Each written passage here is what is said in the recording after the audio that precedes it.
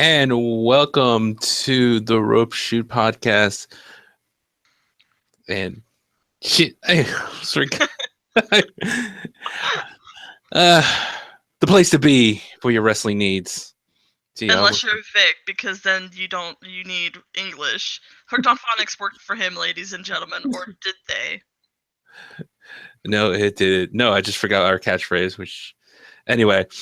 By the way, I'm Vic the Slick, and of course, with me always is. The lovely, illustrious Bunny Von Terror. And today we got a special rope shoot. Today we're going to be doing a special 2-hour episode because we have a lot, and I mean a lot, to cover. A metric fuck ton. So, and of course, what we had was, we had Backlash. We had, of course, Raw and SmackDown. And we have a lot of news for you guys. So, strap in because it's going to be it's not going to be our normal 1-hour show. This is going to take like almost about 2 hours to cover almost everything. Yep. So without any further ado, let's begin. I think we should start with what happened at Backlash.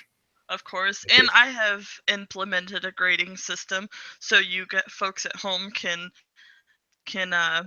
enjoy my opinions even more. So we are implementing a new grading system. It'll be explained further as we go along, so we don't hold up the show any further. Let's get to Backlash, bitches! Woo! All right, Backlash. I'm thinking, should we talk about the what do you call it? The pre-show? Wasn't there anything on the pre-show? Something was on the pre-show. I didn't catch it though. Oh well, I guess it's not important. It's not important. Not at all. All right, but first, kicking off the pay-per-view, and it's hosted this year in Chicago, Illinois. Lovely city, been there myself. Mm-hmm. And we have the awaited debut of Ziggler versus Nakamura, the king of strong style. Yep, and I heard that Nakamura defeated Dolph Ziggler to show off. Yep. And did Dolph Ziggler ever get the heat on that one? He got tons of heat when he came out. Obviously, as the King of Strong Style is popular amongst our fans because he's been in NXT for a while. And of course, he's got such a precedented persona as far as like history because he comes from New Japan. He was in the Bullet Club. So like fans know of him. They know his associations. And he's got tons of backstory, so they were really looking forward to this. I can understand Dolph Ziggler getting a little bit of heat there. Of course, our next match was the Usos defending their tag team championships against Tyler Breeze and Fandango, better known as Breezango. Or the Fashion Police, whatever you want to call them. Oh my god. Can we talk about that Fashion Files promo, though? That Fashion Files promo had me all over the place laughing. Do tell, what happened? Okay, so what happened was you come in, you obviously see the great one, not Breezango, that is Breezango. Wow, I'm having a Fandango moment on this podcast. You see Fandango, but they zoom in and you see the Backlash poster, and automatically it shows the picture of Nakamura and it says "No style" in spandex. Oh my god! And of course, he's looking for. You've got Fandango looking for Tyler Breeze. Tyler Breeze is nowhere to be found. All of a sudden, in walks this janitor, and it's Tyler Breeze. Like he's wearing like this toothbrush, like blonde mustache. He's got a wig cap on, so it's half bald. He's got a cap on, like he's got glasses. He plays his fucking part. It's hysterical. And I remember from that part that Fandango calls him the master of disguise. and then he flubs the word reconnaissance, and it's so funny how he does this because he's going recognition, and then Tyler Breeze cuts him off and says, "I get it, undercover," and like Fandango was like, "Oh yeah, that's the word." But yeah, it was a hysterical. It was a hysterical promo. My grade for that was a B plus, which is a Stone Cold Steve Austin. The pros of that was, as usual, Breezango continues to crack up the WWE universe and show how great they are as a tag team. And the only con I have for that is that Fandango screws up reconnaissance. That's about the only thing I would really beat up for him for, but they made up for it by making fun of it, so.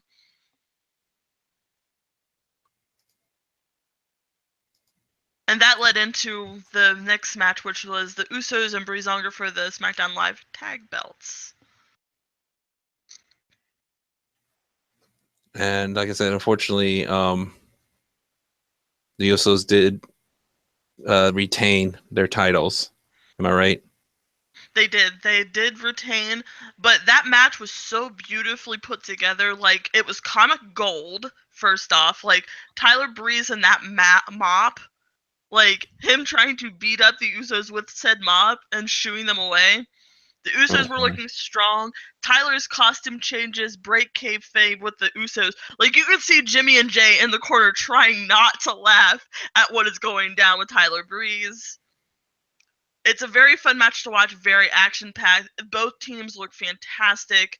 JBL, I had a con with him. His commentary was not on point for that one. At one point, Tyler Breeze's dress gets thrown at him, and JBL proves he's a pig by saying, "Last time that happened, I paid for it." And then what was beautiful was Fandango did a flip over the top rope to the outside, and it was the most gorgeous thing I think I've ever seen him do. Like, I was in awe. I was just like on the edge of my seat. I was like, "Oh, are they going to pull it off? Are they going to pull off?" Sadly, the Ghostos did retain, so I'll look forward to seeing what they do next time. For this match, I gave it a minus, and which is a sting on our grading meter. The pros were it's action packed. Both teams had a great showing. Tyler Breeze with the disguises are comic gold, and then obviously the cons are the Usos retained. I'd love to see the belts on Breezango. It's a long time coming, and then obviously JBL's commentary. Of course. So, all right. Well, then our next match, of course, was Sami Zayn taking on. Of course, we all know he's the underdog, taking on Baron Corbin. And this match was fun to watch. But first off, they introduced all the different language commentators, and they get to the Russian one, and there's an Asian Russian commentator. Like, he has an Asian first name and a Russian last name, and it was the coolest thing I ever saw. Like, Asian Russian commentator? I know. No, I knew. Like I said, I knew he looked like a little Asian. So that's what I thought too. I was like, I knew he looked Asian when they always show him, and so that's what I'm thinking. I'm thinking he's probably Russian, Russian with like Asian descent. So that's what I'm thinking. But I thought it was hysterical. In fact, I was watching it, and my boyfriend and I were watching it, and we got to that part, and I was just like, "Is that really what I'm seeing?" I read his name, and I was just like, "What?" I thought it was a nice twist. So good job for like looking crazy. Crazy face for the win.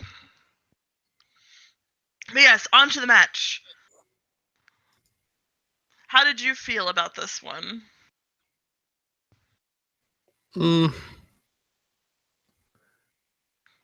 I mean, it's. I like the fact that when Sami Zayn did get the win. But even though Baron Corbin had most of the I mean, most of the what do you call it? I guess advantage. I mean, he dominated at first, and then just he just squashed him. And So, what I he was what I squashed was like. Go ahead. I'm sorry. oh, it's okay. What I was doing is that noticing was that Corbin and Zayn were looking a little stiff. Could there possibly be like real hatred backstage between the two? Like, is there a point of contention that would cause them to wrestle so stiff? It's a possibility. I mean, they were in NXT together. Obviously, Zayn was like a golden boy there because he was doing great things there, and he had a fantastic feud with Kevin Owens. And leading into the main roster, he still had that feud with Kevin Owens, and he's done great ever since. Though I think he's a little underutilized, but I think it was a decent match. Zayn still shows us that he's got amazing ring style. Mm-hmm. I agree. I'll definitely agree. The crowd chants were definitely divided, so you can tell that there's love for both Sami Zayn and Baron Corbin. The back half of the match, I was kind of disappointed about. It was very sluggish. I had a very hard time watching it. And despite Baron Corbin commanding the match, as you said, Zayn pulls it out. I gave that one a B-, which is a New Day. And right. The pros are showed strengths of both wrestlers. Sami Zayn overcome his back being hurt. Corbin looked tough and showed how well he moves despite being so big of stature. Like, the boy is tall and he's muscular. Mm-hmm. And then the cons were this match got stale kind of in the midway point. That is true, but that's true. Let's see, what was our next match? Well, then we had the promo with Jinder Mahal showing up. Oh yeah. And he hates on America. You can tell that Jinder plays the heel fantastic. I gave this a C+ for the pros where he proves that he's a great heel. Like, I love hating him, though I'm secretly rooting for him because he's getting the mega push that I've never thought we'd see. He's doing fantastic. My con for this is that Mahal states that America hates how he talks. But here's the funny part. Mahal speaks so eloquently and educated, it makes no fucking sense. Like, how can you hate somebody when they speak eloquently? Are you saying that we're all losers? I mean, it's a possibility. Yeah, there but our next match is the one I was looking most forward to. You mean like the welcoming committee? Yep. The welcoming committee against Team Royal Glowfire, which was the craziest name I have ever thought I'd hear coming out of WWE. First off, let me get to the point that James Ellsworth skips to the ring. He skips. He looks like he belongs on the fucking Wizard of Oz. It is fucking ridiculous. Oh my god. He's got sloppy mic skills. Obviously, Ellsworth, he lost his glimmer of hope of being a real taken seriously superstar after he turned against Dean Ambrose, and then they shipped him off to valet for Carmella because he's not working well. He looks like he came out of Detroit, and he's like one of those meth heads that cooks things in their trailer back in Detroit. Like, I hate saying that, and no offense to our Detroit watchers, but there's trailer parks in Detroit. We've seen 8 Mile. God. Yeah, way to take care of most of our audience there, buddy. Whoops! But Tamina and Natalya look fantastic. Natalya's outfit was beautiful. Tamina looked fantastic. Like, I love Tamina. I love what they're doing with her. But what the fuck was going on with Becky Lynch's hair and her outfit? What the royal fuck? What, she didn't have the she didn't have like the what do you call it, the steampunk? She still had her trench coat, but she was sans goggles. Her shoes were different. She was donned in all black, and then they had her hair up in some random like teased back combed mohawk fake. It was ugly, and it came apart like partway through the match. And Oh wow. at the beginning of the match, Tamina shows sheer power. I feel that lately Tamina has been severely underused, but I like what they're doing with her with the welcoming committee because you can actually see, like when they're in matches, you can actually see how wonderful of a wrestler she is. She's got that great, strong power style. Right. The con- Oh, I said I found the picture of what. Yeah, I found the picture. I told you. God. She looks more like Foghorn Leghorn than Sheamus does when he was rocking the mullet and the braid little tendrils of octopus that was his beard. And I hate saying that about Becky Lynch because we all know I'm like the biggest Becky Lynch stan ever. Yeah. Yeah, as am I, and it's just crazy that she's she's like that. But anyway, but what were you saying after that? The comms were mentioning Charlotte and Becky's past. We don't really understand why Charlotte Flair has turned face. My only assumption is that because the welcoming committee has decided to like beat the shit out of her, that would be the reason why she's turned face.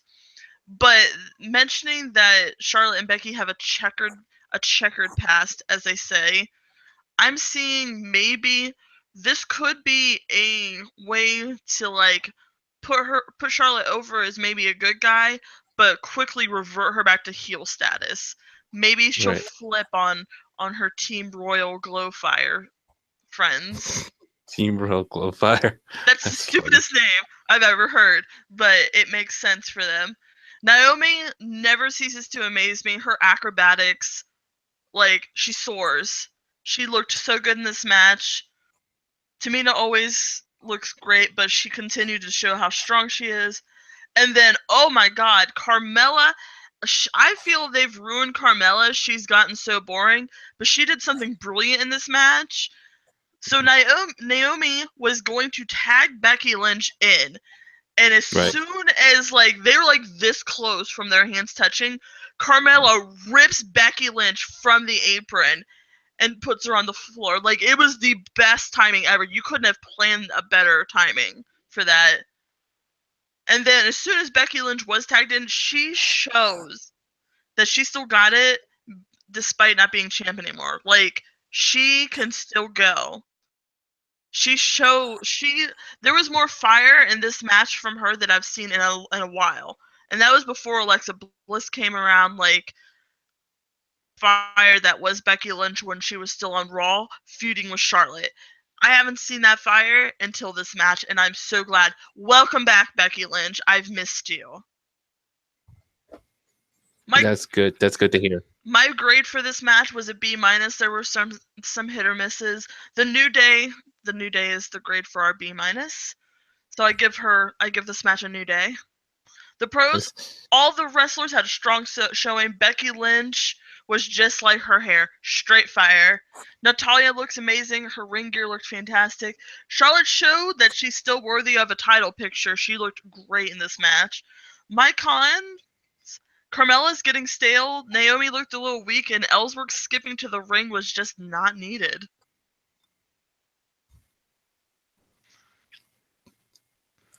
Well, as well. That I don't know. Like I said, I don't know what they can do with Ellsworth. They're just make him look like a fool.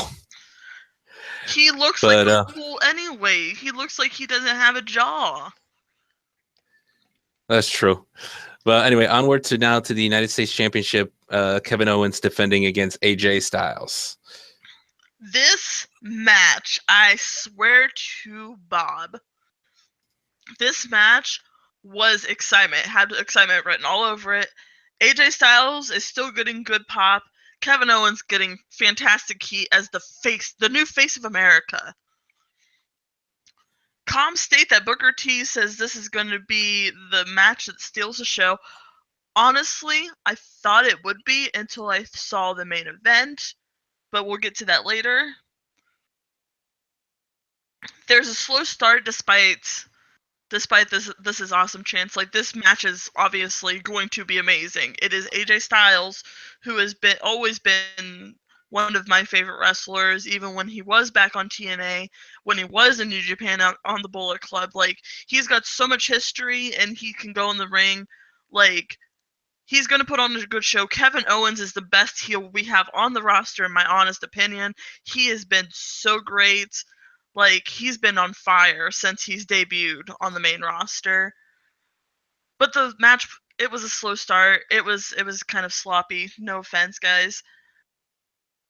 AJ Styles and Owen sucks chants.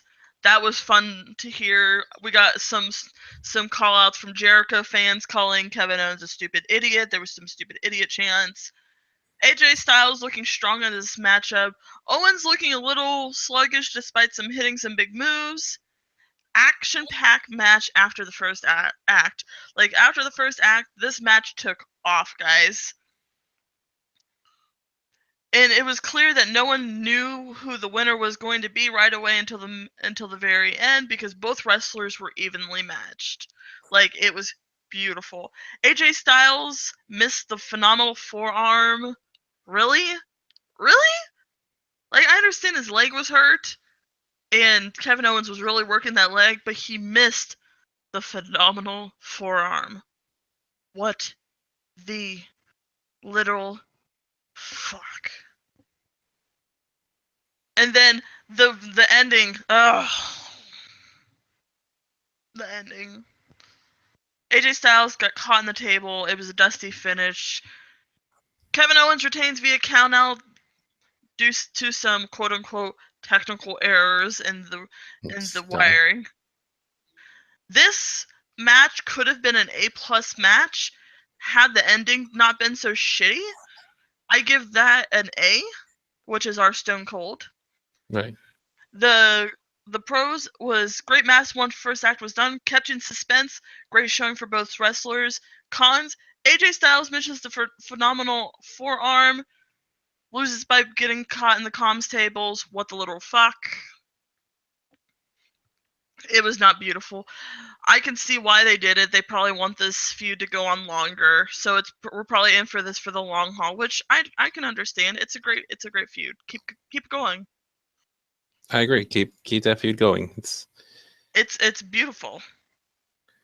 All right, let's see. We have our next one, Ugh. which was Luke Harper taking on Eric Rowan. So, former Wyatt family members, Luke Harper and Eric Rowan, have been going at it for a while. Rowan in his sheep mask get dumber and dumber every time I see them, but this was the epitome of stupidity. Rowan needs to let the Wyatt family gimmick go, obviously. There's not going to be a Wyatt family anymore. Bray is on Raw. Rowan and Harper on SmackDown. Strowman is out on injury. There's no Wyatt family anymore. It breaks my heart because I thought it was fantastic, but yeah, it's worn out. It's worn out its time. Bray's looking fantastic in the singles picture on Raw. Strowman's looking fantastic even though he's out on injury. Yeah. It's time for this feud is getting ridiculous, but I like it because it's like a train wreck. You can't look away. I agree on that one. And of course, we like you said, Harper gets the win over Rowan. Yeah, we start the match off. It's great. Harper hits the stairs and apron hard. Like, you can hear the crash. That's how hard it was hit. Both men are equally matched. They're about the same stature, so I was expecting a fantastic match out of this. Rowan showing power and dominating the match early. Rowan, though, mis-selling his arm when his back slammed into the comms table, I thought was hysterical. It was completely missold. He should have been selling his lower back. Actually, I was really shocked with Luke Harper. He was showing amazing agility. I was really excited to watch him go. And Harper wins due to Rowan playing with a mask. I gave this grade A minus, which is our Sting.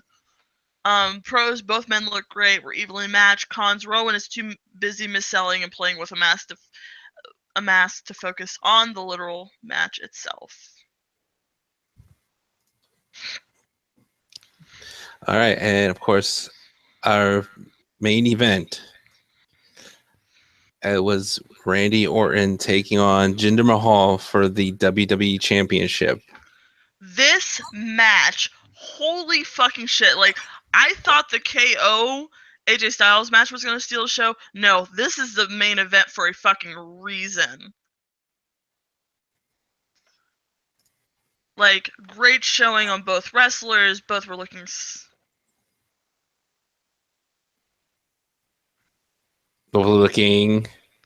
strong. Sorry, I was getting a message from backstage. Orton gets a huge pop from the crowd. You can obviously tell that the crowd is still behind him. He's showing some old style Orton in this match. I was digging it. A lot. The Legend Killer was coming out in him. I was digging it. Get it, brother. Orton attacks before the bell. It was beautiful. I was excited. Mahal literally flew over the commentator's table. Randy chants were all over the place. Orton showing dominance early. There was some John Cena-esque chants. Let's go Jinder. Jinder sucks. I was excited to hear that. Oh wow. It was an action-packed match. No clear dominant winner during the match. You couldn't tell who was going to pull this out. It was literally neck and neck the entire time. Orton was nursing his left shoulder because obviously Mahal shoved him into the LED screens. Right. I love this part. Orton gets furious with the Singh brothers and attacks them, sends them flying. I was on my feet. I was like, yes! Orton got rid of the Singh brothers. It needed to happen. It was beautiful. And I gave this match had me on my feet. Mahal pulled it out. I was in shock. This was a fantastic feud. I was amazed. I gave this match an A+, which is our can you smell what the Rock is cooking? Pros, this match was action-packed, tons of drama. Singh brothers get what they deserve. My cons were really the Singh brothers do what they do best, but they're really not needed. Mahal can carry the hate without them. But I figured WWE, because they're Indian and Mahal's Indian, they just okay, let's put them together.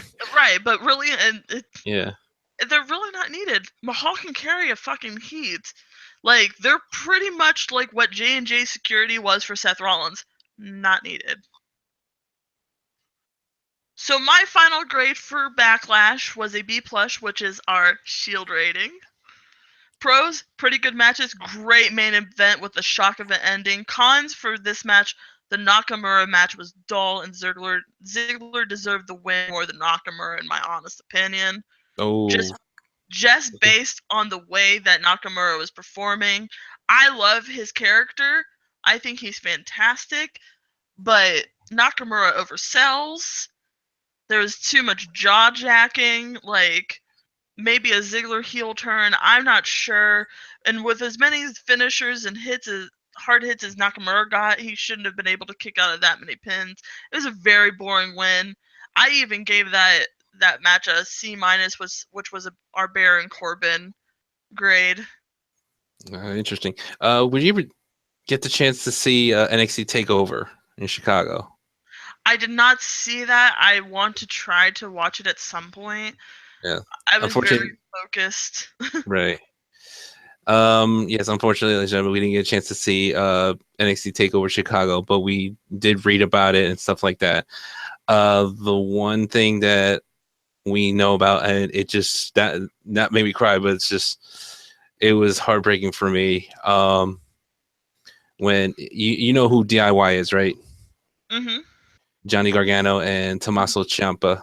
Mm-hmm. Ciampa. Of course, they were up against the Authors of Pain for the tag team titles. Unfortunately, DIY did not win the titles. but they were getting a standing ovation. Everybody was like, everybody was great, and they were, being celebrated and everything like that. Then all of a sudden, Ciampa just attacks Gargano, sends him into the Titantron thing, and just attacks him relentlessly. And then when Gargano comes back up, Ciampa hits him with the running knockout knee. Jesus. And yeah, and so that was unexpected that Tommaso attacked and betrayed Johnny Gargano. Just like Goldust did to R-Truth last week. Yeah, pretty much. Pretty much. But we'll definitely get you more about TakeOver Chicago once we get a chance. So we've gotten through. We've gotten through Backlash. Backlash. Now we're gonna start. Let's see what happened on Raw. Oh, tons. Oh, I caught Raw. Oh my god. I didn't even get a final grade on this because it was kind of lackluster to me, but oh my god, there was so much shit going on Raw this week. I can imagine. Yeah, I saw a little bit of it. It's like, oh my goodness. Oh, I did get an overall grade. Okay, that must have been a sleep-deprived overall grade. But yeah, our opening act starts out with Bray Wyatt. Wyatt shows he can still capture an audience on the mic. This man is a fucking sorcerer on the mic. I've said this for months. I've said it for over a year now. This man can command a crowd. It's funny, though, when he mentions the fifth person in the Fatal 5-Way, because you don't even have to know it was Roman Reigns because the crowd was booing that loud. Roman surprised me in this promo. Roman interrupted, and he is looking better on mic. I was very impressed. But did they still boo him? They still booed him, but... Oh, there's a but. Okay. He gets pop when he says, "How am I going to get your ass out of my yard?" The crowd went wild. I was very shocked. Oh, nice. And then Angle getting pop. Obviously, Kurt Angle is our GM, our beloved GM. And he was getting pop for putting Bray Wyatt and Roman Reigns into the ring together. I thought that was a fantastic idea. For that promo, I gave it a grade B-, which is our new day. Mm-hmm. And the pros were Roman's mic skills are definitely improving. Bray's mic skills are still going strong. My cons are Bray slaying Brock Lesnar is highly unlikely. Based on size, Roman stands much more of a chance. And then Bray versus Roman. I mean, come on. I was loving this match.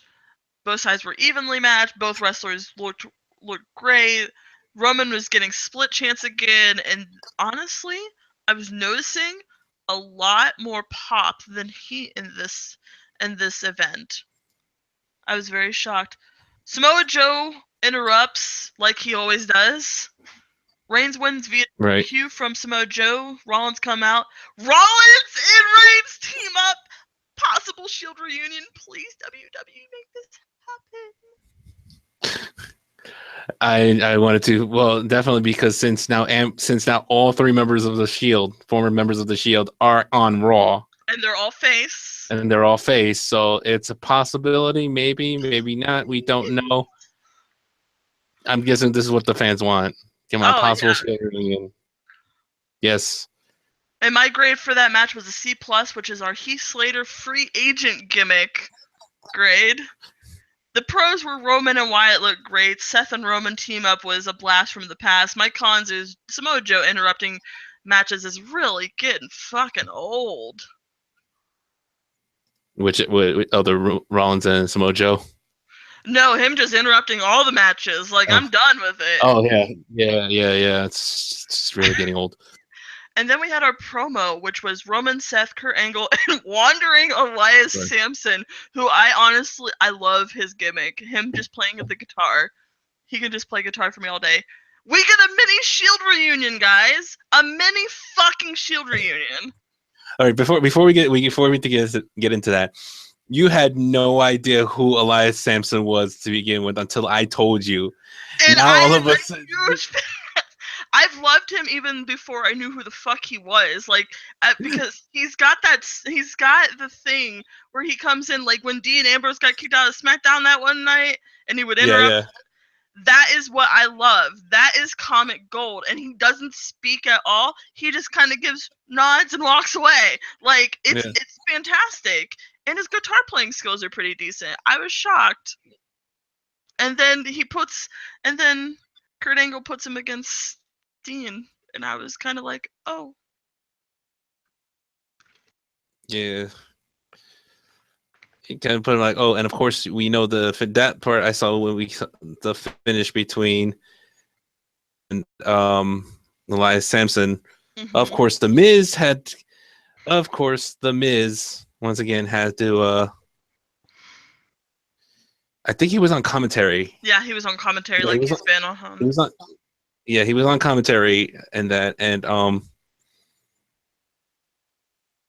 it's just. It was just funny. It was just like because I know this definitely the feud between Dean Ambrose and the Miz is not over. Not by a long shot. I mean, they still have their I think their matchup in Extreme Rules anyway. Yeah, they have the matchup for the IC belts that night, which was. I was not thrilled about the win because obviously I'm a huge Dean Ambrose mark, but Elias Sampson debuting that night, I can understand why they gave it to him. I thought it was a shitty way to win though because I thought he deserved better. Right. But my grade for the promo with the mini Shield reunion was B+, which is our Shield rating. He. How funny is that, right? I would honestly give it an A+ because there was really nothing that could be said wrong about this. My pros were Shield reunion, Wandering Guitar Guy is hysterical, Wandering Elias Sampson is wonderful. We had our first cruiserweight match, which I was honestly confused about. Pretty much it was too lazy, didn't read, too short. Who the fuck are these guys? And I gave it a D-, which is our League of Nations grading, and the pros were some high flying. The cons were everything else. Well, you know, the Brian Kendrick. That's the only person I knew, and he wasn't even in the match. Well, Akira Tozawa he's very famous in Japan, and Arya Davari. I don't know if you remember Sean Davari. Mm-mm. Or Davari, a long time ago. He used to manage the Great Khali. Oh. Or I think he managed it. I think he managed the Great Khali. I don't remember. I believe so, but that's the brother. And yeah, I know it's just funny. Like if you remember like who his brother was, that's just saying a lot. And then we obviously had the Elias Sampson, Dean Ambrose match. I loved Elias singing his own theme, but the fans were not having it. Victor, are you a fan? Not really a fan. I thought he had a great singing voice. He may have a good singing voice. It's just I'm not really a fan. Yeah, he'll probably more than likely he'll probably grow on me at some point, but right now it's just. But I think it's still funny when you have some of these promos, and all of a sudden he's just right there. That's the best part. Like, yeah, that it hasn't grown on me yet, but it's starting to. Mm-hmm. That he's just right there. You're just like doing something, and he just walks by, and I'm like, what just okay, happened, bro? what just happened? Sampson in this match, he looks fantastic. He's got a very similar style to Ambrose, which is very well paired to see those two. They put on a fantastic match. Was it just me, or was Dean Ambrose looking a little worn out? It looked like he was looking a little worn out. Miz flapping his gums was distracting during the match. Miz calling Dean Ambrose lazy and complacent as IC champ, which could he be possibly breaking the fourth wall there? Match is fun and action-packed. I didn't like the fact that Miz interrupted. Mhm. but I can see what's going on. My grade for this match was an A-, which is our Sting rating. Pros, Elias and Dean are very similar in fighting style, so this was an actual fun match to watch. Cons, Oh yeah, it's starting to look like they're burying Dean Ambrose, but yeah. because if they dethrone him, there's a very possible chance they could do a Shield reunion. It's possible. Yeah. But of course, you saw what the ending was. Is that the Miz hits Elias Sampson so that Dean Ambrose gets the disqualification. Yeah, completely random. I thought it was a shitty way for him to win by getting beat up by the Miz, but shit Yeah. happens. Next up, we have the who beat up Enzo Amore promo. Yeah, it's gonna be one of those. Why are they doing this to Enzo? I love Enzo and Cass. I love Enzo and Cass. But why are they doing this shit? I honestly think it's because he's getting stale on the mic, but they could be using it to stir up some controversy. We haven't had a good who did this in a while, so Right. So who did beat up Enzo? And why is there a 12-year-old paramedic helping them? 12-year-old paramedic? Yeah, there was this paramedic guy, and I shit you not, he was smaller than fucking James Ellsworth, and he looked like he was 12. I have no idea. My guess is Goldust. That's my guess for who beat up Enzo. Goldust attacked him R-Truth last week, right? Yep. It was last week, so yeah, this week, and that was the thing. This week, I was hoping to see the reason why he did it. Right, and we'll get to that in a minute. But yeah, who do you think beat up Enzo, Vic? That's a good question. There's a lot of people that obviously doesn't like Enzo. It could have been anybody. I mean, for all we know, of course, I'm thinking it could have been the club, Gallows and Anderson. That's true. But that's too predictable. Right. So they're gonna throw a twist. I'm thinking it might be Goldust, but now I'm thinking more on it. Maybe it was Titus O'Neil.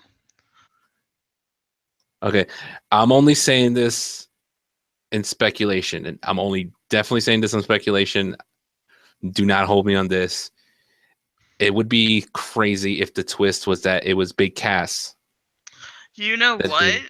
That could be a very big twist, but don't hold me on it. Right now, with the way that Big Cass is looking, he wouldn't do that to his best friend. Right. And they wouldn't have two tag teams breaking up over somebody beating up somebody. Right. And that's why I say don't hold it to me on that. But it's just like. But it is a valid speculation. Yeah. I mean, the way WWE works nowadays, you never know. Right. And it's like it's one of those things where it's like, and I'm just doing it as a scenario here, and not saying it's fact. It could have been like, okay, Enzo was just doing something, then all of a sudden Big Cass just beat him up, and then ran, and then came back and like, holy shit, what happened?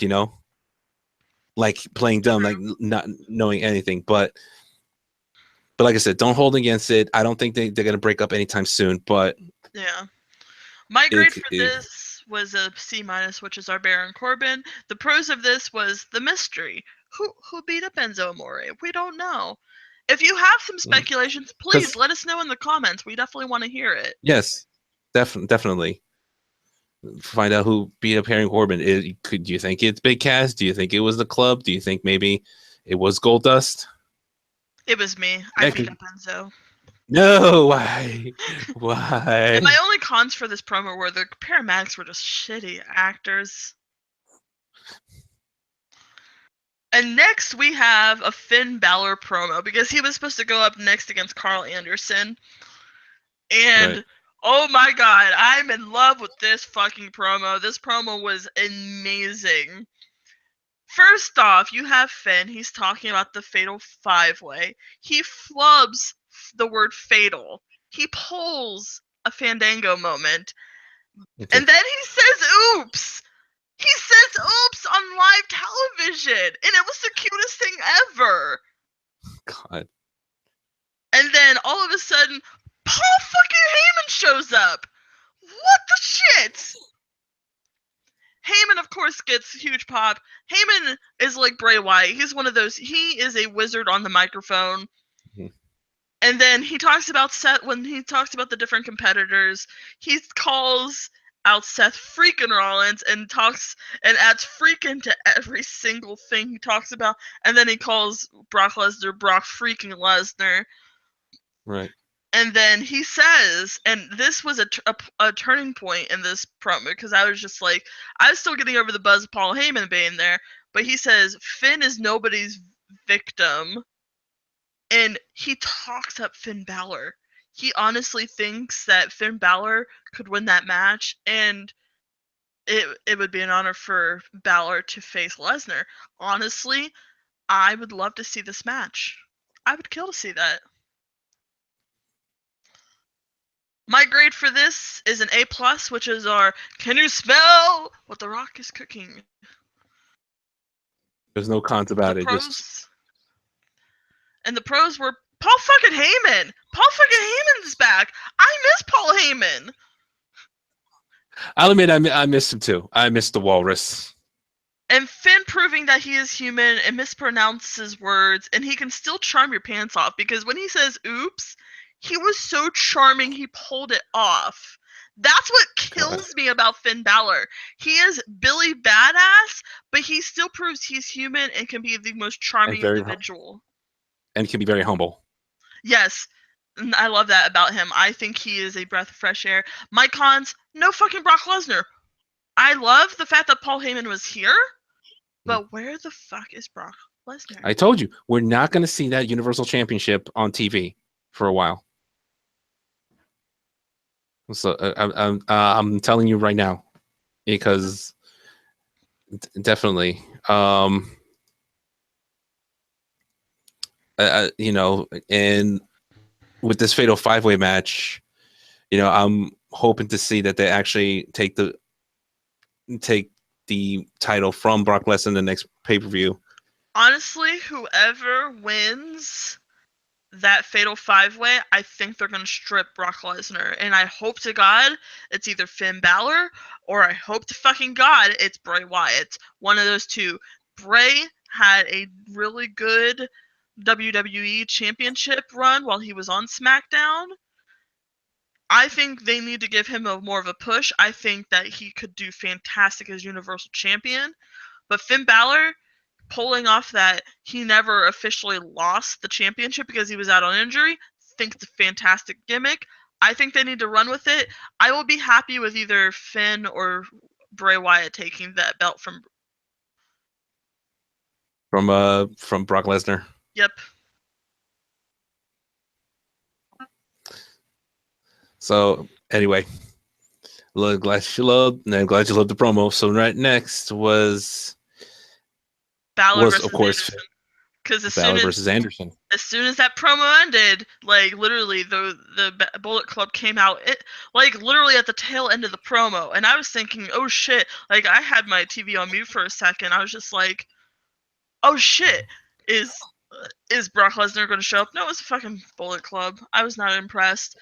This match though, Anderson was moving like an uncaged animal, which is nice to see him actually do something.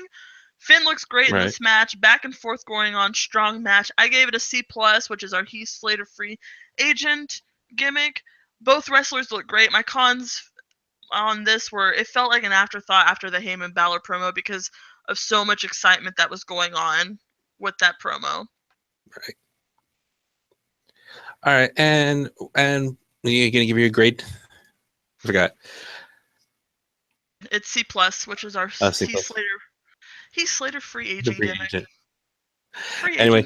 And then we have Sasha Banks versus Alicia Fox and Noam Dar. But before we get to that, I say we take a break. A break. Yes, and we'll be right back. We'll be back in about 5 minutes. So just hold on to your horses. But I don't have horses. Oh, hold on to something then. We'll be right back.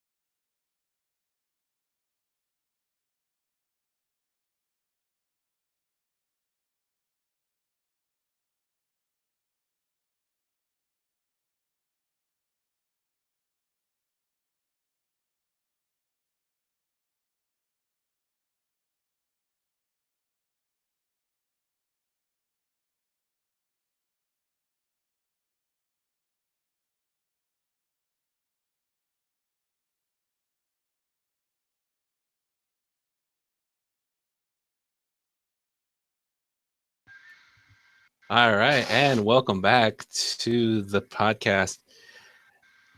All right, so right now we were talking about results from this past Monday Night Raw, and we're up to the Sasha Banks versus Alicia Fox match. Oh boy. Yeah, my thoughts exactly. I'm starting to feel heartbroken for Sasha Banks. This match was funny in a way. It was another short match. It felt like she was getting underutilized again. Noam Dar taunting Sasha Banks was funny. Mm-hmm. I gave this match a D minus, which is our League of Nations. And the pros are Sasha still has it. She looked fucking phenomenal. Yeah. Dar plays a great heel. My cons for this are the match was too short, too boring. It feels And like this is a I dud. I didn't like the ending. Like, well, no, not the ending of the match where Sasha Banks wins. It's the aftermatch that Oh I didn't yeah. like.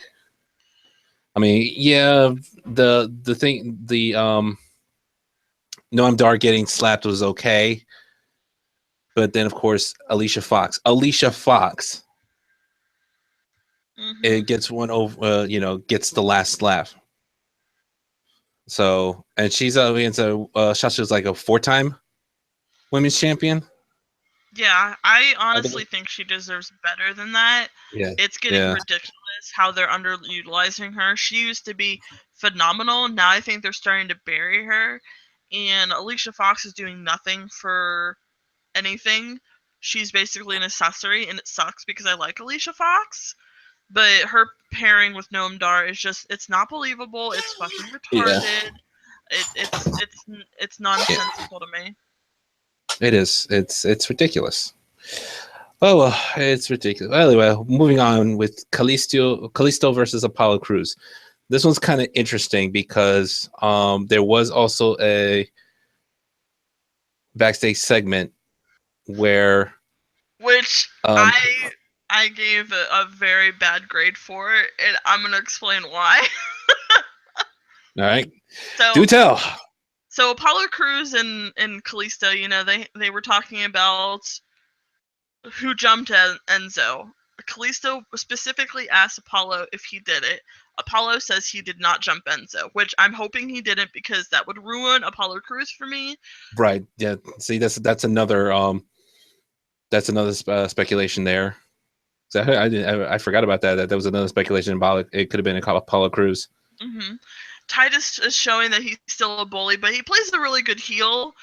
My grade for this, and I'm probably gonna get pelted with tons of shoes. I gave this promo an F, Ooh. which is our ascension rating. There The it is. pros were none. There were no pros.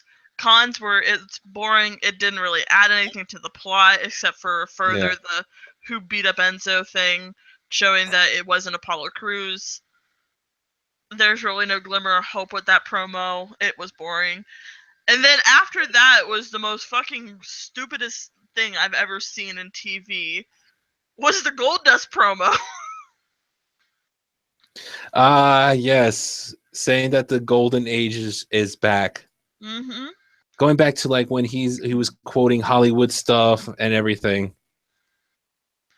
It looks like they're gearing up for a singles run with Goldie. I would love to see this. I'm not going to be thrilled if he's a heel for it, but because I love Well, heel, I like Face Dust when he's with the Golden Truth. I love the Golden Truth. I am upset that they are breaking up. I thought they had a lot more potential than that, but and then it looked like Goldust was getting a little pornographic, filling himself up. I was well, feeling a you little got uncomfortable. well. Here's the thing: you got to remember when he very first debuted, hmm like back in 19, I think it was like 1994, 95. I'm not sure, but it was in the 90s hmm when they were starting the Attitude Era. That was his persona. That was the one you're seeing right now hmm was his persona back in the Attitude Era. Oh yeah, I remember. I just prefer Face Yeah, Dust you just prefer Face Dust with the with the Golden Truth. yeah. I know. It's a sad thing, It's just yeah. but yeah. Well, there was one thing, and I don't mean to interrupt there. Um, the one funny thing was that I think it was on Twitter. I believe, yeah, it was on Twitter where he, R-Truth, was ready to challenge Goldust. And what made it funny was like he was ready to challenge Goldust, and then R-Truth's wife comes in. Oh Lord. While wife comes in and is saying something and everything, and he goes kisses his wife and whatever. She interrupts and goes away, and then comes back to the camera and just goes, yeah, I better not. He says, I better not see you, because R-Truth's ready to like beat up Goldust for what he did. Oh yeah, but can you blame him? Goldie No, I can't. was his best friend, and he betrayed him. It was like Seth Rollins chair attacking the Shield. It was that feeling all over again. I was brokenhearted. The only thing that Goldust was missing was his blonde wig. If they bring back the blonde wig, I'm probably going to laugh myself into a coma.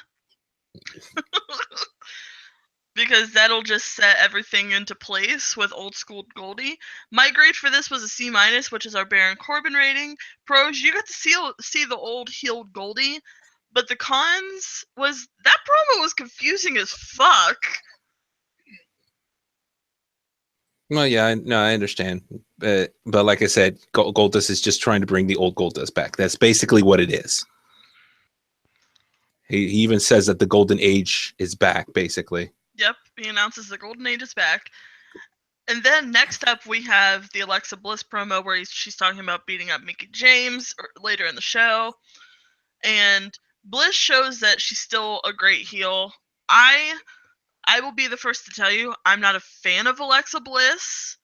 I don't like her gimmick, but I will never deny the fact that bitch has got talent.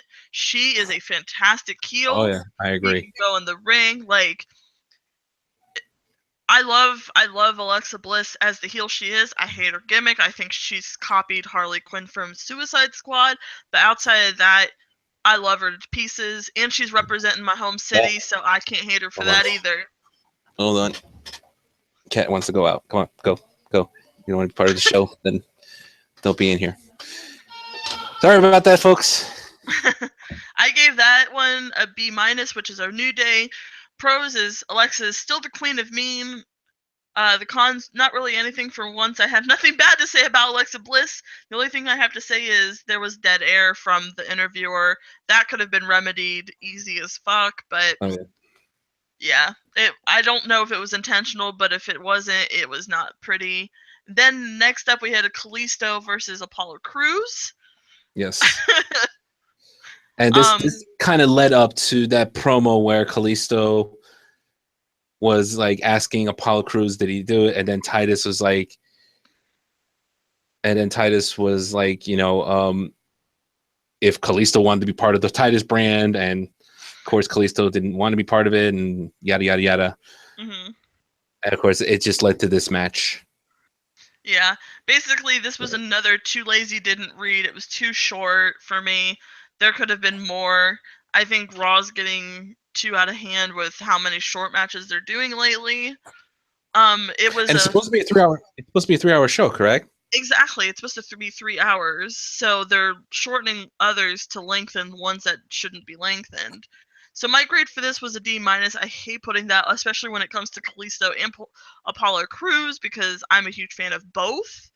But the way Titus O'Neil, the way Titus O'Neil like keep barking orders at Apollo Crews. I'm gonna laugh when Apollo Crews flips shit and beats the fuck out of Titus. Yeah, it could happen. Because pretty much Titus O'Neil probably pretty much cost Apollo Crews that match, basically. Yeah, pretty much. My grade for that is D-, League of Nations, which Kalisto is still doing that high-flying action. Kalisto never ceases to amaze me. I love Kalisto.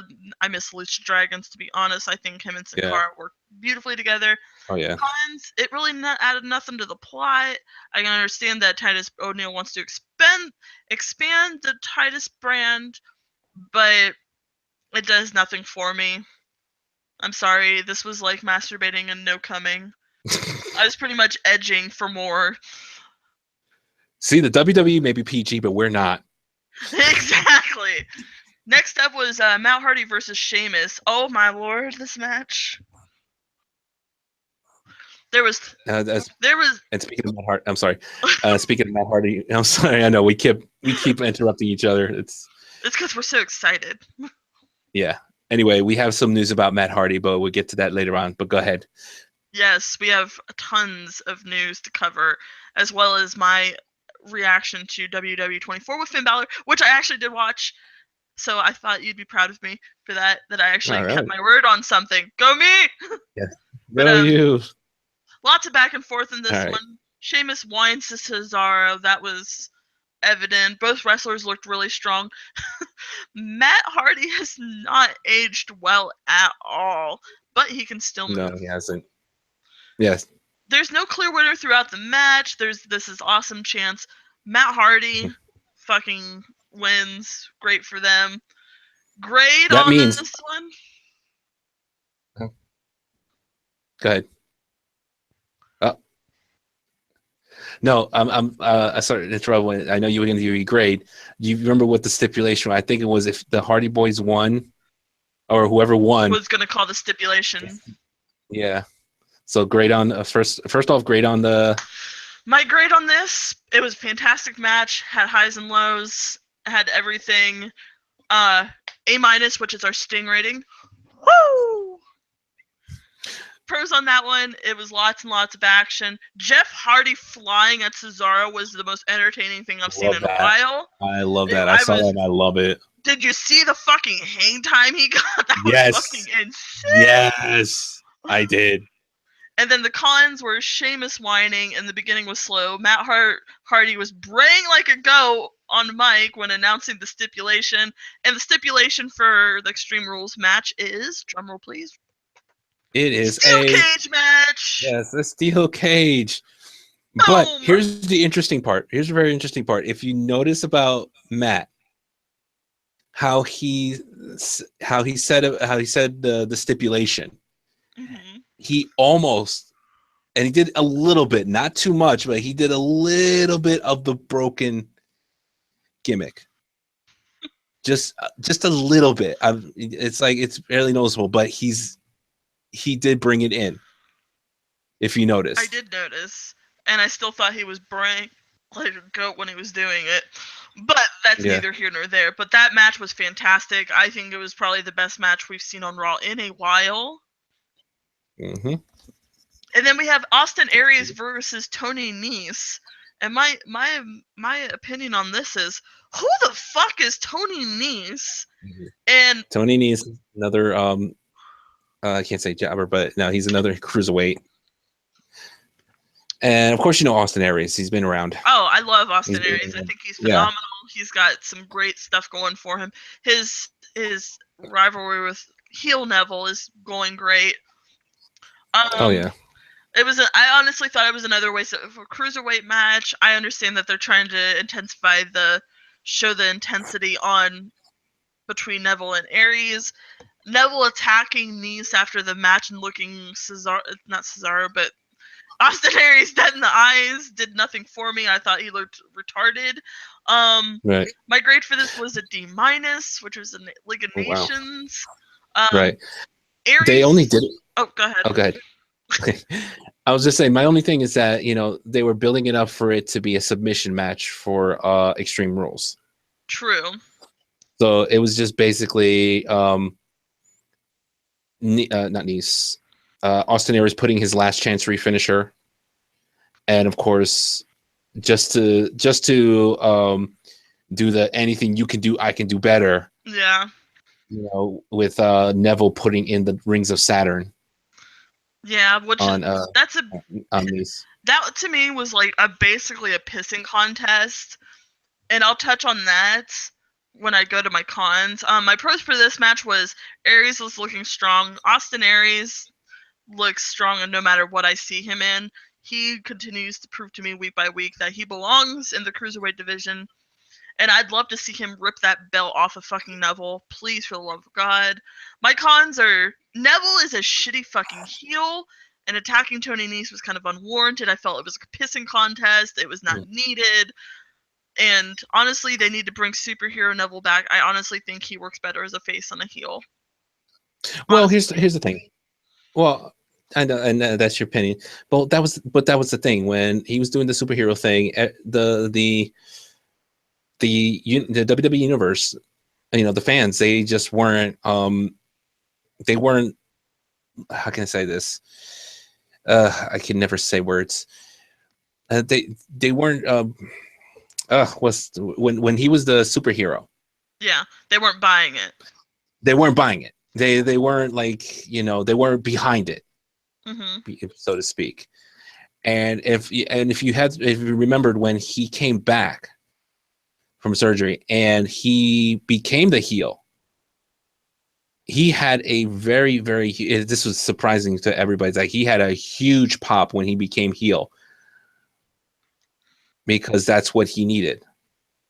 But now, being this king of the cruiserweights and all that kind of shit, it's once again starting to grow a little stale. And I don't believe Neville is a heel. Yeah. He's too nice of a guy. Yeah, and that's true, and that's probably one of the problems when it would come to social media and stuff like that. We see how the wrestlers really are. That they're nice people, and of course, in the ring, we try to portray them as like, oh, they're they're what they're supposed to be, and we can't. But here's the kicker, though. Like, if you look at certain stars, I'll take Kevin Owens for example. Fantastic heel, one of the best heels we've had in a while, outside of Seth Rollins' authority figure championship reign, which was fantastic by itself. Kevin Owens is revered as one of the best heels we've had in a while. But outside of the ring on social media, he does charity events. He's a fantastic guy. He's a family man. But to portray the heel on TV and be able to break away from what they see on social media and outside of the events, it takes a certain gimmick and a certain person to pull it off. Kevin Owens has that in spades. Neville cannot find his niche. That is my problem with that. Right. Another example is AJ Styles, where when he was the heel, now he's the face, but when he was the heel, everybody cheered for him. He even stated that he had a hard time trying to get the people to boo him, and he wanted people to boo him, but of course nobody can because everybody knows AJ Styles. Everybody loves AJ Styles.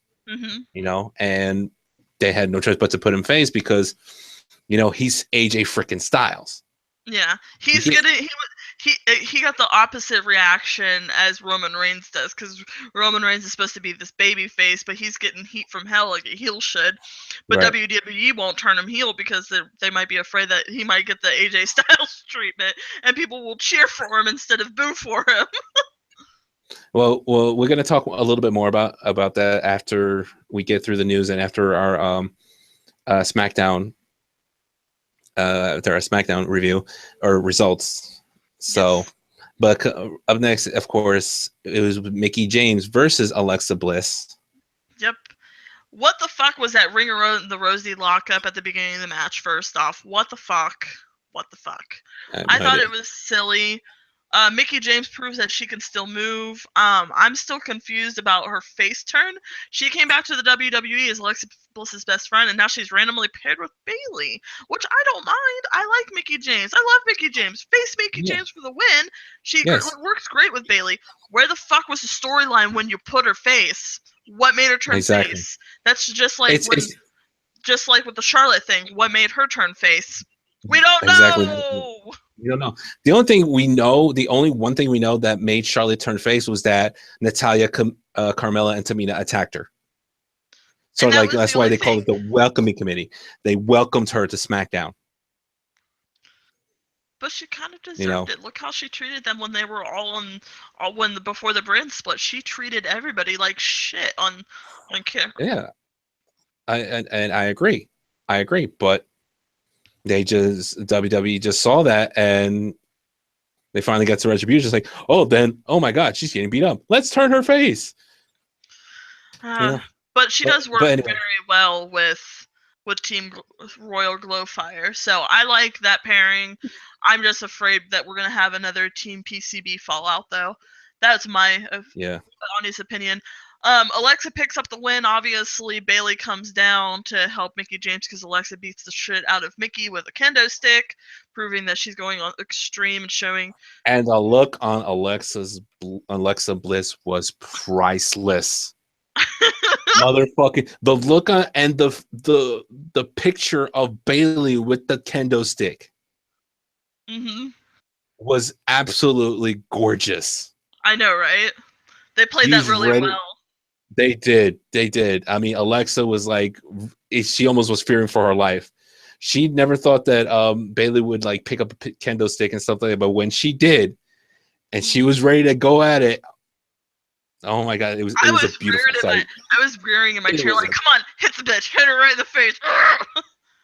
I gave this a grade of a B+, which is our Shield rating. Pros, Alexa and Mickie look great. They can do no wrong as far as moving in the ring. They work really well together. My con is that Mickie James' face turn, still not explained. That's neither here nor there. We've already kind of covered that. But we have excitement gearing up because on to our main event, which is our main event. Mini Shield. Yes. Hashtag it, bitches. Mini Shield. Mini Shield versus Joe and Wyatt. Crowd goes nuts for Roman when he was tagged in, which I thought was phenomenal. I saw a huge turning point for Roman Reigns in this match.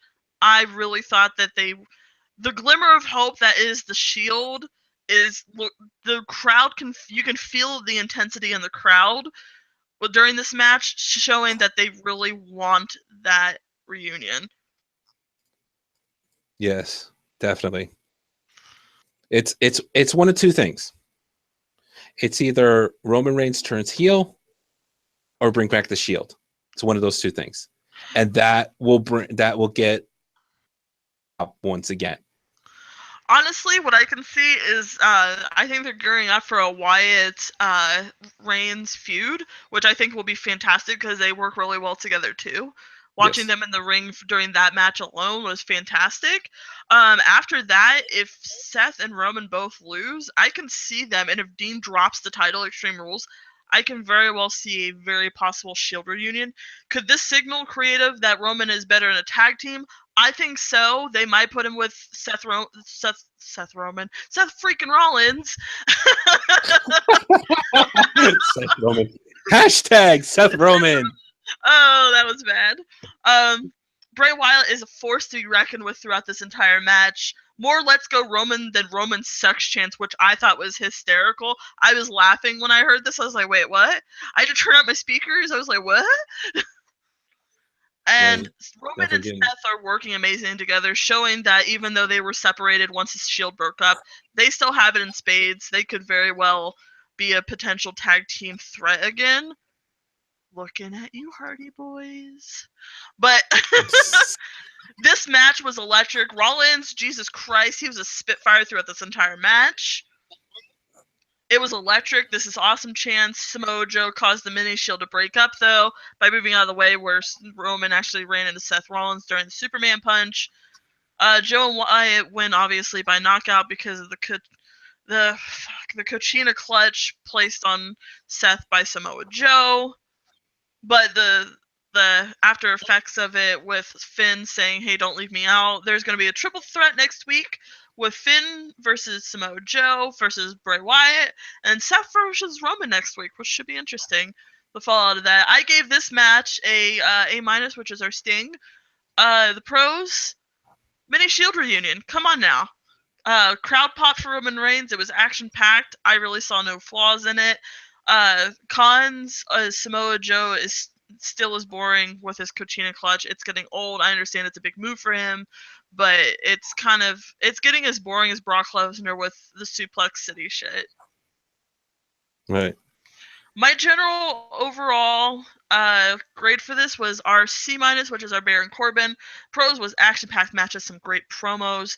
Cons, the women's division is starting to get looked over again. Who attacked Enzo, and Goldust's promo was kind of boring and confusing. And that covers it for WWE Raw for this week. And now we're going to move on to SmackDown. The Smackerdowns. Now, what did you think of SmackDown? I was able to see a little bit, but SmackDown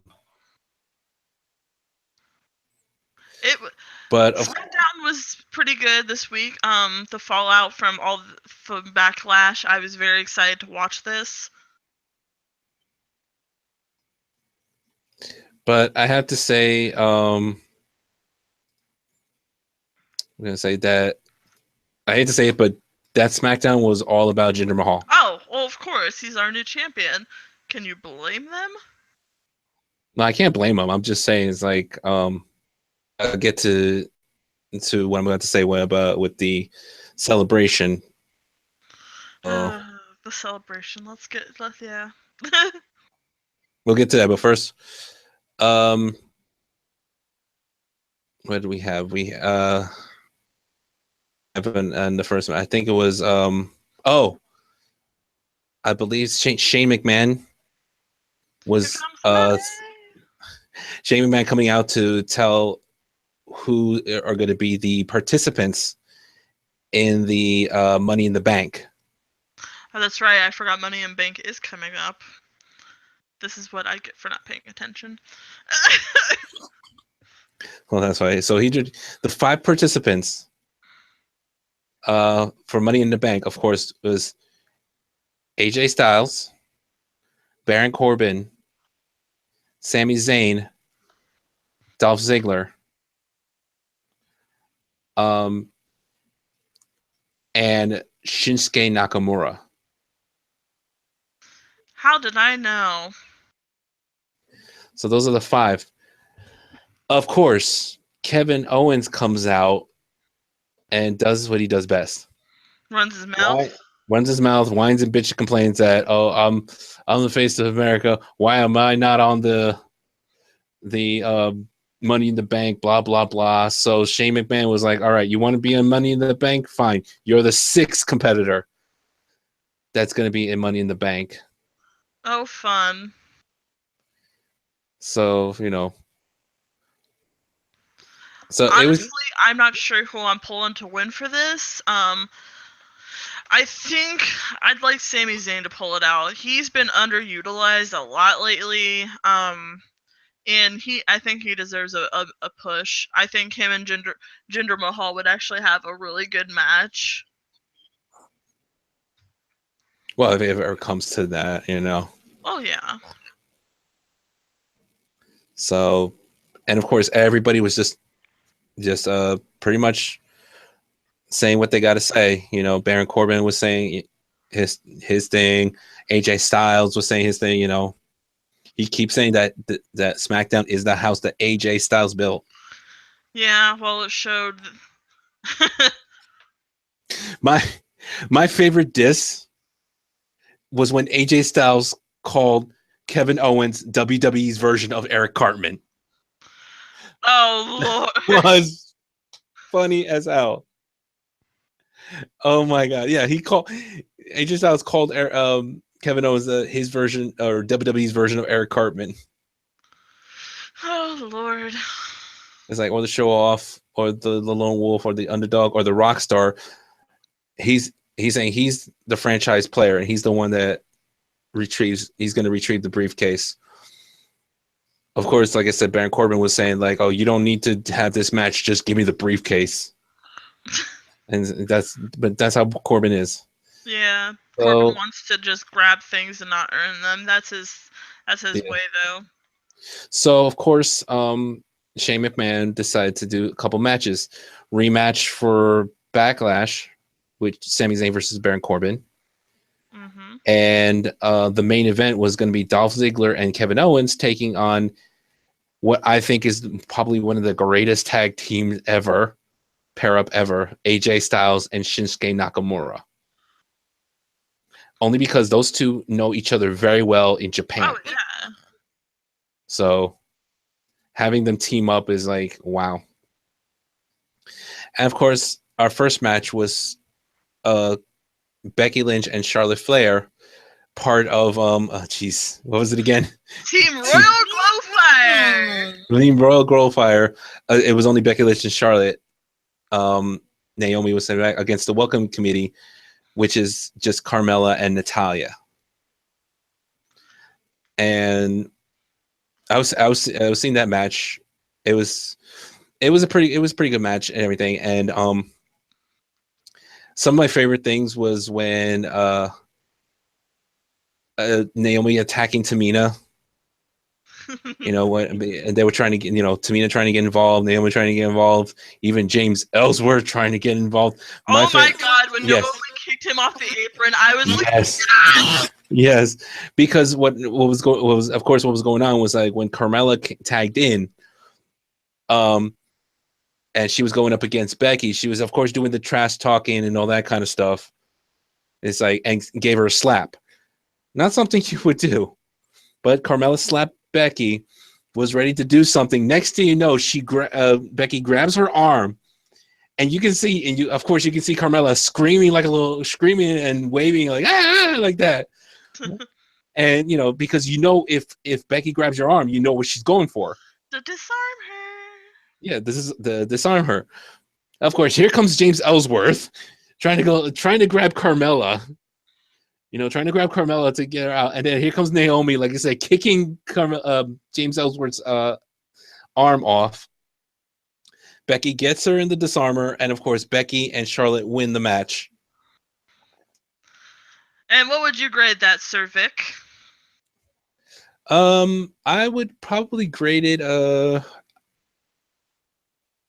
which was kind of funny. I would say like a B-. All right. So we got a New Day rating from that. A B-. It was pretty good. The pros was definitely the cons were the involvement of James Ellsworth. That was the con. Well, yeah. The pros is Naomi was beating the shit out of him off the apron. Yes. That was the pro, and of course Becky Lynch actually getting the disarmer on that, because that's the one thing I was worried about, is that are they going to win again? But no. And Natalya actually being she was doing really good, and between Charlotte and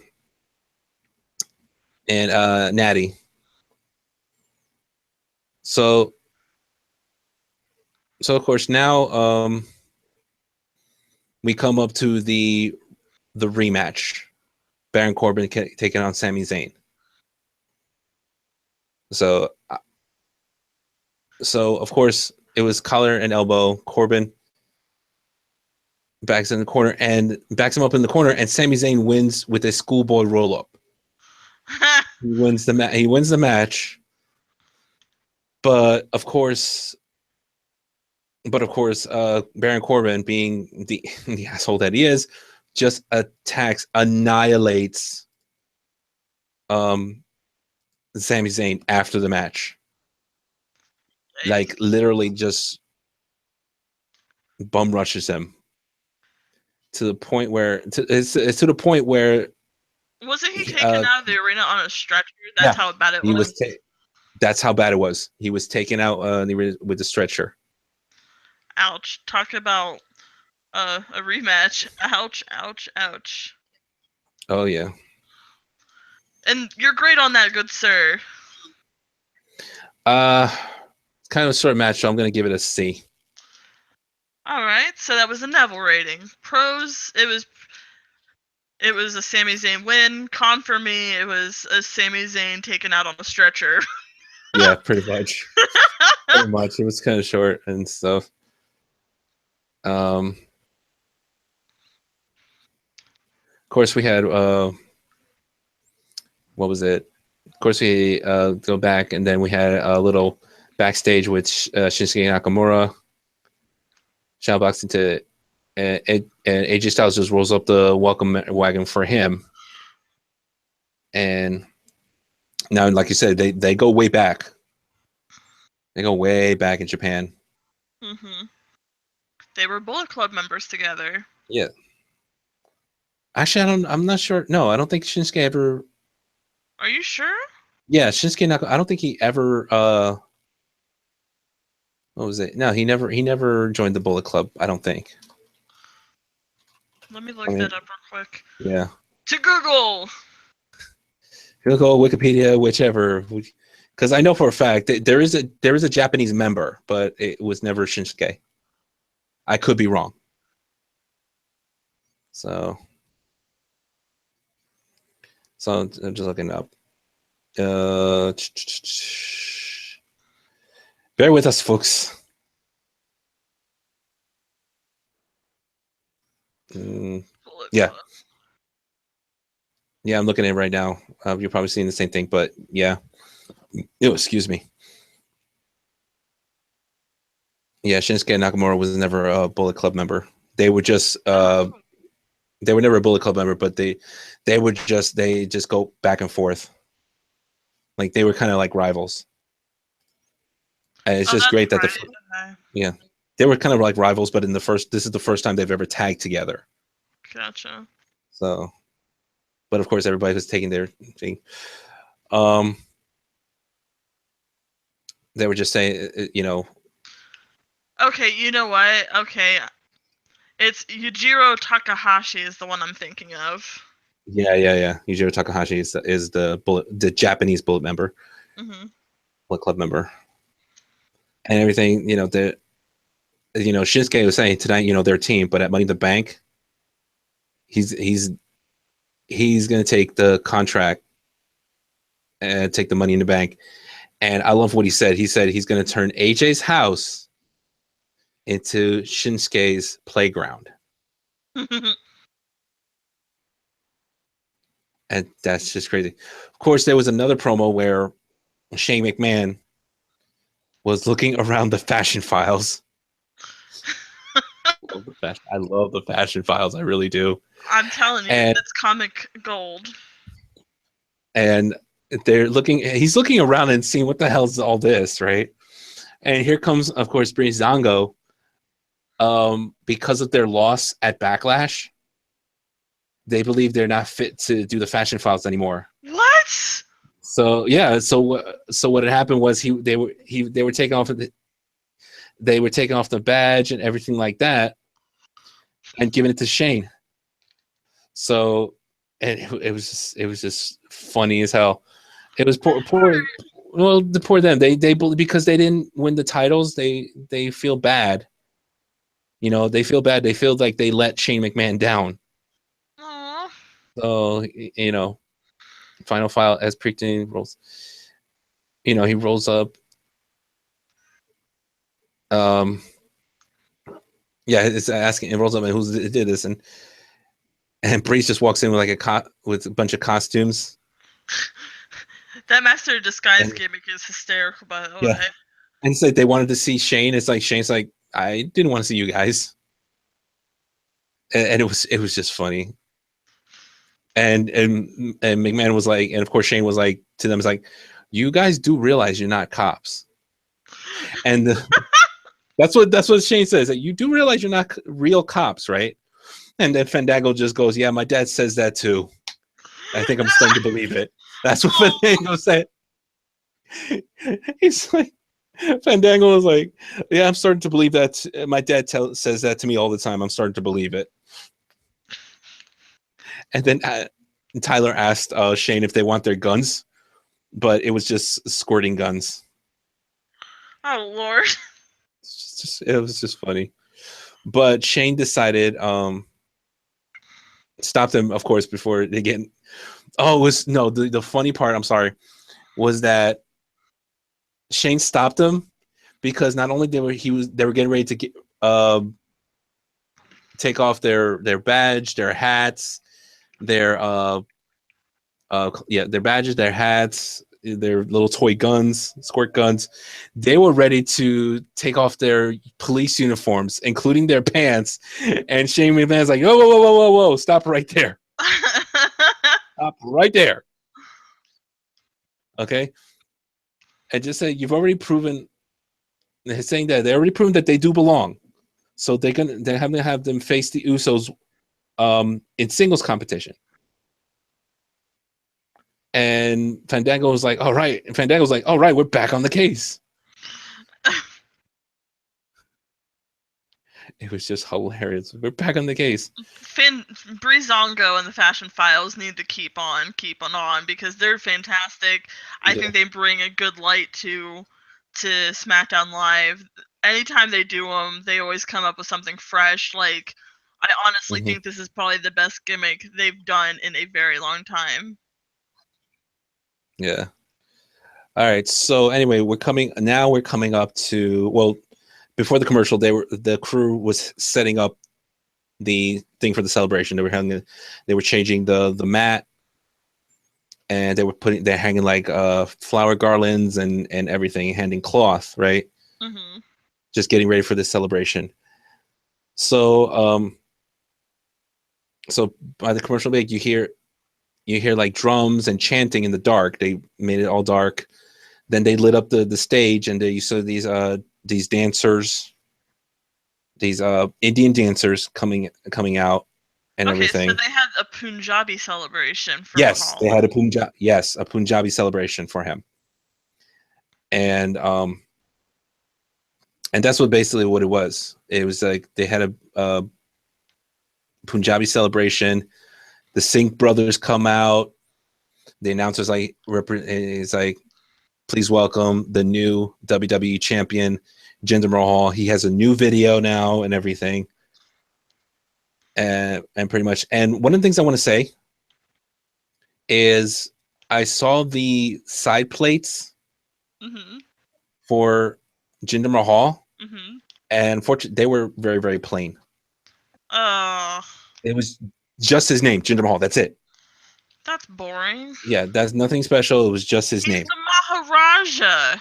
I know, but I guess, and this is what a friend of mine said, that they really didn't have time for him to make a logo, because remember when he first came, he was pretty much a job. Well, when he first came, he was okay, but then he started being a jobber, and they didn't really develop him when he first came. And then when he came back, they didn't have time to like really develop Jinder to make a proper logo and stuff like that. But anyway, my main thing, and I don't know if I was disappointed because I saw the entire celebration. So he's just mocking the fans, because he's just mocking the fans and saying that he's booing because they don't that he's exposed them to the fools that they are. Because he talks about the 1.1 billion people in India celebrating that he is the WWE champion. And here in the States, they're all booing him and just like, he's just like America and stuff like that. He was just putting it down on. He was basically doing the thing where America sucks and India is the greatest country of all time. Gotcha. And of course, this is a WWE event, so it's obviously going to generate billions of heat. Right. Now, here is where I was a little disappointed. What usually happens when people have celebrations, especially when they won a championship? Somebody shows up and rains on the parade. Yes. That did not happen, and that did not happen at all. I was really hoping that Randy Orton would come out, RKO him or something, and we would have all the Indian dancers just like running for their lives. But it didn't happen. The celebration went through. This is I think the first time that this happened, because every single celebration I've ever seen, whether it was a wedding, whether it was winning a championship or anything like that, somebody comes in and ruins it. Not for this one. This one, they just continued, and that was it. And so after that, of course, they saw another commercial for Lana, so she's getting the Emelina treatment. Oh, no. Yeah. where Lana's coming soon to SmackDown, and they just show her dancing with chairs promiscuously. Wait, isn't Rusev still on Raw? No, he's on SmackDown. Oh, duh! I knew that. Yeah, but I think they're gonna I think they're gonna separate it. I don't know. But then we had Jey Uso taking on Tyler Breeze. This was the first individual. So of course, so Jay gets on the mic. He's already saying that he already beat the two at Backlash. He goes to attack. He goes to attack Fandango, and who's on the apron with his water gun. He shoots the water gun at Jay. Breeze pulls him up with a folding press and wins by pinfall. I'm okay with this. Literally, he was ready to go to attack Fandango. Fandango comes out with the water pistol and shoots him. And Tyler Breeze gets the win. Pimp down! And then Jimmy, who was up against Fandango, right in with a kick, a slap, and another slap, back him into the corner. Tyler Breeze provokes Jay on the outside. If I remember correctly, let me see if I remember correctly. Tyler Breeze, I think, was wearing a granny outfit and provided a distraction. Huh? Like you did at Backlash. Yeah. I think, if I remember correctly, I gotta find it. But let me see. It was Breezango. No, that was Clash at singles competition. So it was like, bear with me because I did see a little bit of it. Yeah, this like I'm seeing that Jay should 1, 2, 3. And then it was Fandango. And this for Jimmy was like him. Yeah, he had the wig. He had the granny wig. He had the box of costumes, and he puts on the granny wig. And it has something else on his hand. I don't know what it was. And he was provoking Jay. That's what he was doing. He was provoking Jay. And there was a chase. It was a Benny Hill chase. While he was still in the granny wig. Here he comes. He comes into the ring. Both Usos are like pulling each other. He pulls out the wig. He only pulls out the wig. And then flip and roll up. Fandango wins. I thought that was really funny. I'm going to give both matches an A, both of them an A. Jimmy, the Jay versus Tyler, and because they were freaking hilarious. All right, so you heard it here first. That is 2 Stone Cold Steve Austin rated matches. I'm sorry. You can say whatever you want, but I don't care if they were short. I didn't care. Those were hilarious. You had Fandango shooting the water pistol for Tyler Breeze's match, and you had Tyler Breeze wearing the granny wig, being chased by Jey Uso, while Fandango was fighting Jimmy. Honestly, I like this rivalry between the Usos and Breezango, not just because of the comedic value. It's because you can tell that they genuinely like working together against each other. Oh, yeah. Just by the fact that they broke kayfabe Right. at Backlash by laughing, like trying not to laugh at Tyler Breeze in that granny costume. Like you can tell by the pure enjoyment, and that's what I've been missing from WWE. Is that some people, they just take it too seriously. Right. It's still supposed to be fun while being serious. Right. So Fandango after that, gets on the mic and he was asking why the long faces. It looks like they just got caught wearing white after Labor Day. So, and of course Tyler adds to that and pretty much challenges them for a rematch for the tag titles. And Fandango just adds unless they're afraid around their waists, and of course that didn't set too well for the Usos. They say, you know what, that's it. Titles were on the line. So it was Breezango taking on the Usos tag title rematch. And everything, after that match, what had happened was towards the end of the match, it was Fandango and Jimmy, but Jay was able to tag his brother. But Fandango didn't know that. He didn't know that he tagged his brother in. So when Fandango went for the last dance leg drop on Jimmy, it was Jay that was legal, and Jay was already on the top rope. So he did a diving splash on Fandango. And they retained the titles. So, but it was a pretty good match. It was really good back and forth. I'm going to give that one an A as well.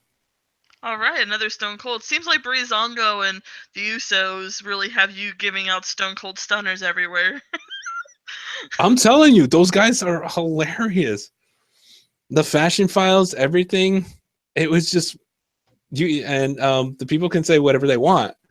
It's their opinion, but my opinion is that Breezango is hilarious, especially when it comes to the Usos. Mm-hmm. And then when Tyler Breeze mentioned in the Fashion Files promo at Backlash, he was talking about how well conditioned the Usos' hair was. Oh, God. It was the funniest thing I think I've ever heard. All right, and we're going to come to our main event, which was, of course, Shinsuke Nakamura and AJ Styles versus Dolph Ziggler and Kevin Owens. Unfortunately, I didn't get a chance to see that. I saw a little bit. It was a good match. I saw bits and pieces of it as well. Nakamura did hit the Kinshasa on Owens and pinned him for the victory, which was nice. I'm still trying to get used to the King of Strong Style. He's very different from from all the other people on the roster right now. He's definitely got personality. I'll give him that. Yes, he has personality coming out of his ass, really. But it was really, like I said, it was a good match. Really good match. Didn't get a chance to see most of it, and I think I'll just give it like an A-. Give it to the fact that the pros was just AJ Styles and Shinsuke Nakamura. Yeah. Teaming up. That's a sting. That's a stinger right there. That's a stingray rating. Yeah. Awesome. All right. Not sure if we have enough time. If we can go with some news.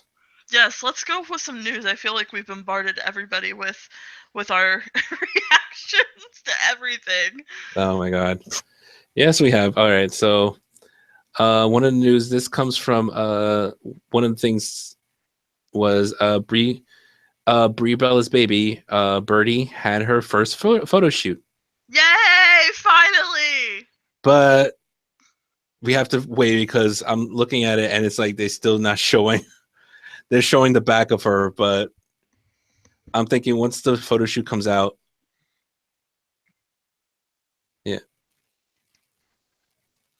So but we won't see her yet. But there was something. Oh, go ahead. Tell me. There was something interesting that I found out. Oh. Before Birdie was born, Brie was actually in labor for 21 hours. Ugh. Yes, she was on labor for 21 hours, and there was starting to get some complications that, it seemed like Birdie was giving up or something, so they had to do an emergency C-section. Oh, damn. On Brie. Because it was just like she was in labor and there was an emergency C-section, and I'm just saying it's a good thing they did because Birdie's, of course, she's healthy and she's a healthy baby girl, and they managed to save her. That's great. Yeah, and she's already like a week old. I know. I can't believe it. She was born right before my birthday. She was born like 2 days before my birthday. Couldn't you have held out 2 more days? Really, Birdie? You could have given me the best birthday present ever. But let's see. So it looks like Creative has no plans for Summer Rae. Paige's contract status is up in the air. We haven't seen Summer Rae or Paige. Paige is still, quote unquote, still healing from that surgery she's had. Summer Rae's been missing in action for quite a bit. Last time we saw her, she jobbed to somebody. I don't even remember who it was. Like, I'm gonna tell you the honest truth. I didn't know Summer Rae was still working at the WWE. That's how bad it was. That's how bad I thought because you know how they do the spring cleaning. I yeah. call it the spring cleaning where they release a lot of and they didn't do it as much this year. They did a little bit. I mean, like we remember, I think one of them was released with Simon Gotch and Jack Swagger left on his own and all that. And I felt like they did the spring cleaning, and Summer Rae was one of the people that were booted out. But Let's see, what else do we have that's exciting? Well, Drew, I didn't know this. Apparently, Vic did. Vic the Slick, who's always slick and knows everything. I didn't know this, but Drew McIntyre, formerly of the three-man band with obviously Jinder Mahal and the great one, the free agent who's teamed up with Rhino, Mr. Heath Slater. He's back at NXT, so that's exciting. I can't wait to see what they develop for him. Hopefully, we'll be seeing him back on main roster. I do miss Drew McIntyre. I always thought he worked great in the ring, so we'll be staying tuned for that one. there's also more. There's more stuff because of on a serious note, because of the Manchester concert attack. They may NXT said they were going to probably cancel their live show there, which is sad. Yeah. And I just want to take a quick break real quick to say we here at the Rope Shoot, we are so sorry to hear about this tragedy. I believe it was the total kills were 22, if I remember correctly. 22, yes. It was 22. Most of them were like Ariana Grande concert. It was an Ariana Grande concert. I'm praying, and our thoughts are with the families of those victims. We hope that the victims who are alive are getting better, and we hope that everything turns out. And I don't remember hearing if they caught the person yet or not. I want to say they had, though. And that he posed as a homeless person. Right. Well, the funny thing is, and this is something I've heard, it was not only they caught the person, but they've also arrested the person's father and brothers. They were in on it too. So such a world we live in. See, it's freaking crazy. I apologize for the sound in my background. If you hear the Friends theme, it's my boyfriend. He's doing something in the bedroom. All right. And the next piece of news, which I thought was exciting, Dean Ambrose, possible UFC fight? Dean Ambrose recently gave an interview saying that if the money was right, he'd love to do a UFC fight. So, possible? Maybe if he drops the IC belt, you could see him on UFC in the near future. We don't know. And of course, more news is WWE officially announces the 31 women tournament. It's going to be called the Mae Young Classic, which I think is a fantastic name for it and very well deserving. Oh yeah, definitely. My only gripe I don't like, and this is not towards what the name is. I think it's a wonderful name. It's named after a wonderful pioneer of women's wrestling. My only thing is that people are saying like, oh, one of the things I saw was like, oh, is the winner going to give birth to a hand? And I'm like, you got to be kidding me. It's like, you gotta be kidding me. Come on, this woman did more than just give birth to a hand and made love to Mark Henry. Okay, she did a lot more. Come on, I think it's really awesome. We don't know who's going to be in the tournament right now, as of right now. But now we know what the name of it is, and I'm looking forward to this tournament. As soon as we hear more news on who will be in it, you will hear it. Well, you will hear it here first. I don't care if it's on a Monday and I have to pose in my pajamas and give you a separate video. You will hear it here first. We will release the list. I don't care if it's outside of the podcast or not, but you'll hear it here first. Right. Of course, Other news is Matt Hardy responds to Ed Nordholm's leaking contract details, where oh my goodness, not sure. I know Matt Hardy's been trying to get the broken gimmick to be his so he can use it in WWE, and of course, and he responds to and I was going to say that TNA has been releasing logs and of communication between themselves and Hardy, to supposedly backs up like their ownership of the broken gimmick. And what's funny to me is that his wife, Rebby Sky, Matt Hardy's wife, took to Twitter and basically called out and said bullshit. I fucking love Rebby Sky. Her Twitter hysterical. Like, but when she called bullshit on that, I was in hysterics laughing that hard. Yes. And she's saying, like you said, it was bullshit, saying it was inaccurate and everything like that. And TNA did them wrong, or I'm sorry, not TNA, Impact Wrestling, whatever you want to call it now. And you kind of wonder why we don't follow up Impact Wrestling. We should, but because they're managed by Jeff Jarrett, and Jeff Jarrett doesn't know his head from his asshole. Oh, I'm sorry, did I say that out loud?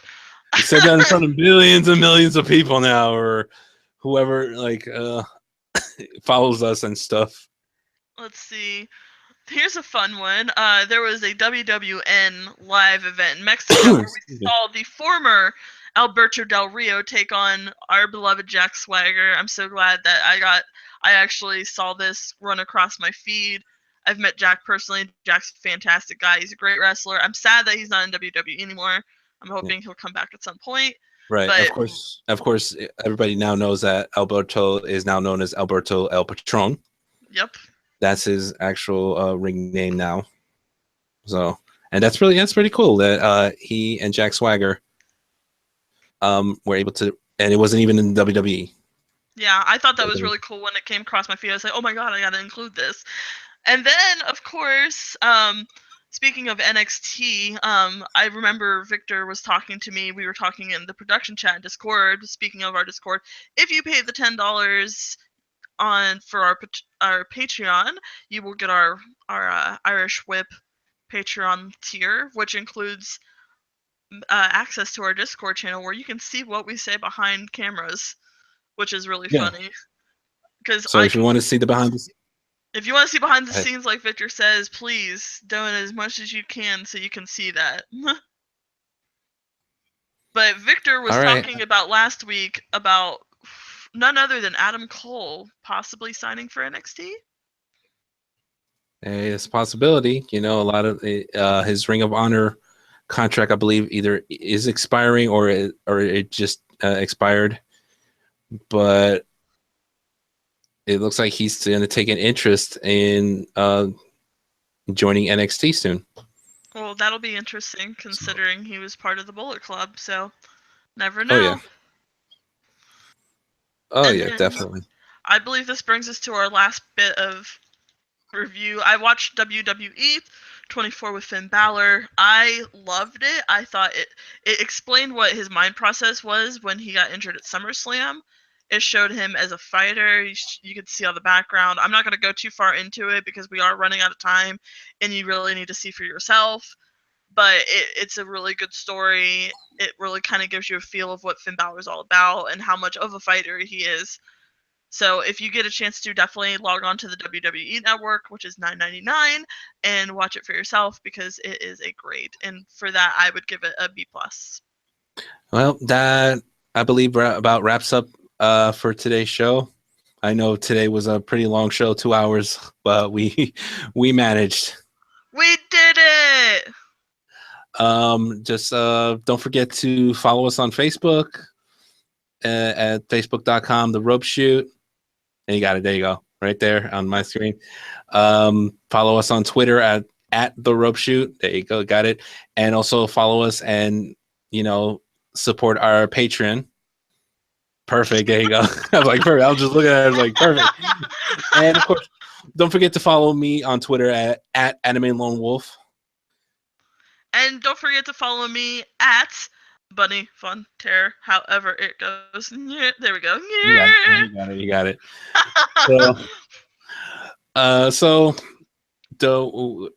I was gonna say, come back to us next week at 5 p.m. Eastern Standard Time.